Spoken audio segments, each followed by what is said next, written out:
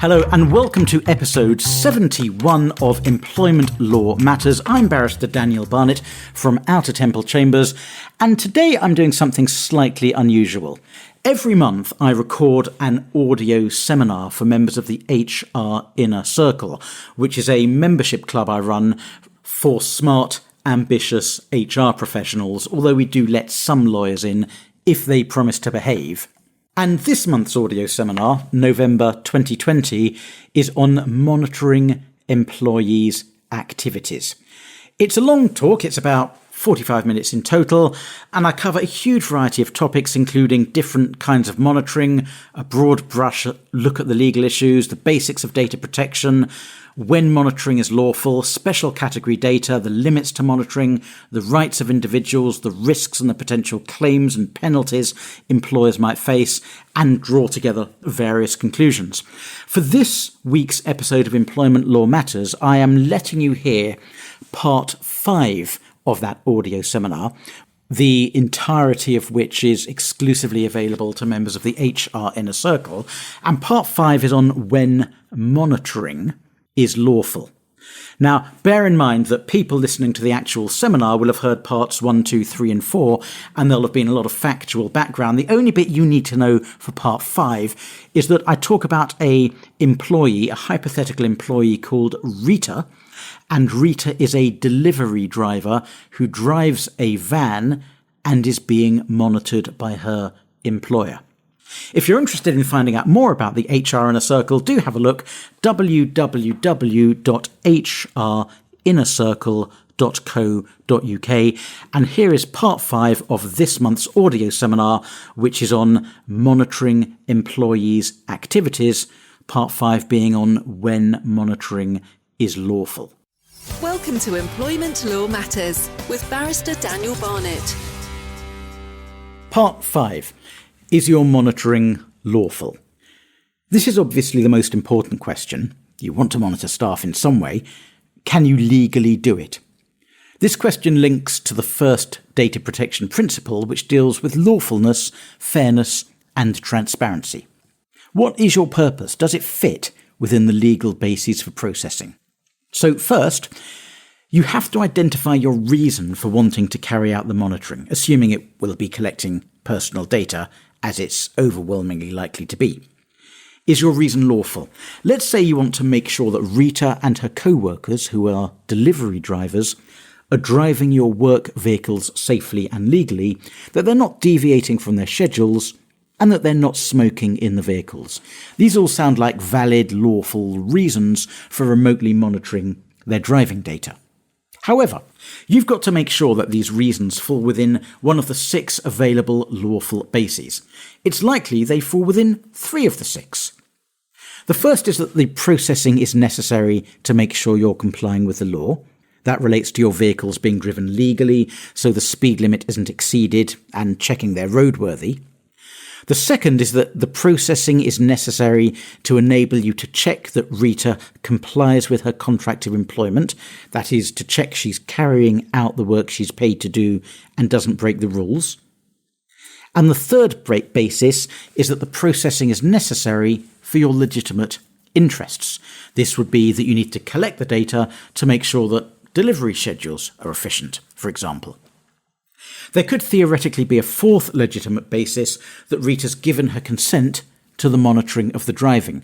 She may have done this in her contract or in a data protection policy she's signed, but it's best not to rely on consent because there's a risk that the processing in question isn't caught fully by the wording of the consent. For the consent to be valid, Rita has to have been given a real choice and control, and it must have been stated very clearly and specifically what Rita was consenting to. You can't normally swap from consent to a different basis of processing, so rely on the other 3 lawful bases if you can. Now, impact assessments. You may have noticed I was talking about the processing being necessary. If the purpose for which you want to monitor staff can be achieved through other means that don't involve processing their personal data, then the monitoring isn't going to be lawful. The way to decide this is to carry out an impact assessment in writing, which will help you decide whether to carry out monitoring and, if so, how to do it. You use an impact assessment to judge whether the arrangement you're proposing is a proportionate response to the problem it seeks to address. So identify the purpose for the monitoring arrangement and the benefits it's likely to deliver. Then identify any adverse impact of the arrangement. Then consider alternatives to monitoring or less impactful ways it could be carried out, bearing in mind what your obligations would be if you do the monitoring, and finally conclude whether monitoring is necessary for the purpose you identified at the start. In assessing the adverse impact, that's the second limb, you've got to think about whether there's any intrusion into the private life of Rita or other people. Would she be able to take steps to limit that intrusion? Who will see the data you collect? Will it be staff who don't have a business need to process the data? Will the monitoring be oppressive or demeaning to Rita? For example, let's say you allow Rita to use the delivery van for limited private purposes. If you propose to install an in-cab camera, would that impact on the privacy of her family if she takes her children to school every morning? What purpose would the in-cab camera serve? To make sure she's concentrating on the road, that she's not stealing, that she doesn't smoke or pick up passengers? The use of the camera could be justified if she could switch it off when she's using the vehicle for her private use, but a significant intrusion into her family's private life won't be justified unless your business is at real risk of serious damage without that intrusion. Could alternatives be used to an in-cab camera? If you're only concerned with safe driving, perhaps intelligent driving monitoring could be used instead, such as software that detects excess speeds and sudden braking, or a lane deviation detection system, or a tired driver monitor. Once you've carried out the impact assessment and identified your basis for monitoring, and identified the least intrusive necessary arrangements, you need to tell Rita and her colleagues about the collection and use of their personal data. This is what's known as privacy information. You have to tell them the purpose of the collection and use of their data, how long it will be kept, and who it's to be shared with. You have to use clear and plain language when you give Rita this information. I'll explain in more detail shortly what information you have to give employees when I talk about the rights of individuals.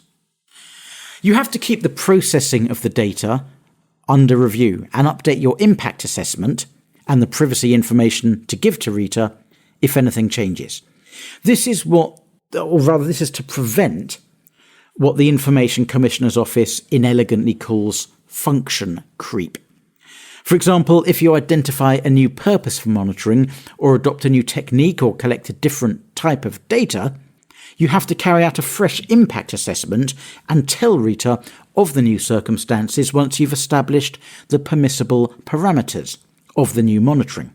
And the reason behind this is to make sure that personal data isn't misused or used for purposes that the employee doesn't know about, and to make sure they can trust your organisation with their personal data. It also makes sure that data controllers comply with their duty of transparency, fairness, and lawfulness. If the new purpose for collecting data about Rita is compatible with your original purpose, your continued processing will be lawful and you don't have to identify a new lawful basis. So if you collect GPS data to keep track of Rita delivering items along her assigned delivery route, so customers can be told about likely delivery times, and then you decide to use that same data for optimizing the sequential order in which deliveries along the route are made to optimize the customer experience, the new purpose is probably compatible with the original purpose. But if you use the data to allow a company spy to follow Rita at various points along the route, that purpose wouldn't be compatible. And that's because Rita wouldn't be likely to guess or have deemed consented to the secondary purpose of the data being collected. The HR Inner Circle, Britain's leading club for smart, ambitious, standalone HR professionals. Well, I hope you found that interesting. Personally, I'm not a big fan of data protection laws. In theory, of course, they're very important. They're there to be followed, but I just find them a little bit dull to talk about, and they are hugely onerous for employers who follow them to the letter. Many employers, of course, take a commercial and pragmatic view about the extent to which they are to be followed, because it's pretty much impossible to adhere to the letter, to every letter of data protection law, and still have time to run a business. If you're interested in learning more about the HR Inner Circle, please do have a look. www.hrinnercircle.co.uk. We'd love to have you as a member. You get all sorts of fabulous benefits, as well as the monthly audio seminar. There's a thriving online community where you can get help with pretty much anything you want.